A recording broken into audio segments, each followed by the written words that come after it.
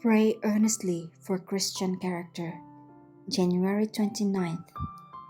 Until all of us come to the unity of the faith and of the knowledge of the Son of God, to maturity, to the measure of the full stature of Christ.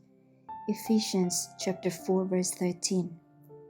We can never see our Lord in peace unless our souls are spotless. We must bear the perfect image of Christ. Every thought must be brought into subjection to the will of Christ. As expressed by the great apostle, we must come into the measure of the stature of the fullness of Christ. We shall never attain to this condition without earnest effort. We must strive daily against outward evil and inward sin if we would reach the perfection of Christian character. Those who engage in this work will see so much to correct in themselves and will devote so much time to prayer and to comparing their characters with God's great standard, the divine law, that they will have no time to comment and gossip over the faults or dissect the characters of others. A sense of our own imperfections should lead us to humility and earnest solicitude, lest we fail of everlasting life.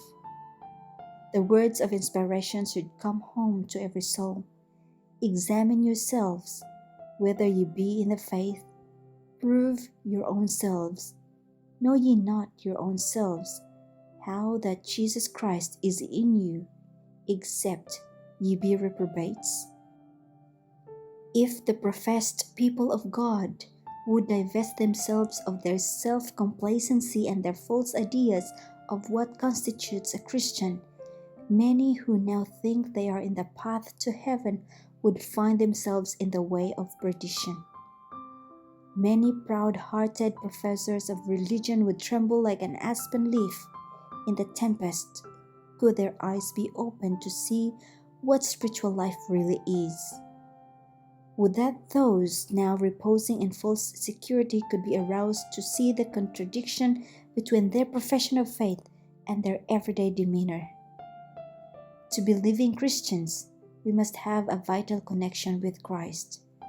When the affections are sanctified, our obligations to God are made primary, everything else secondary.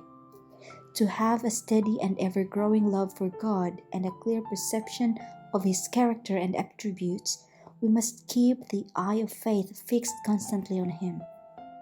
Christ is the life of the soul. We must be in Him and He in us, else we are sapless branches.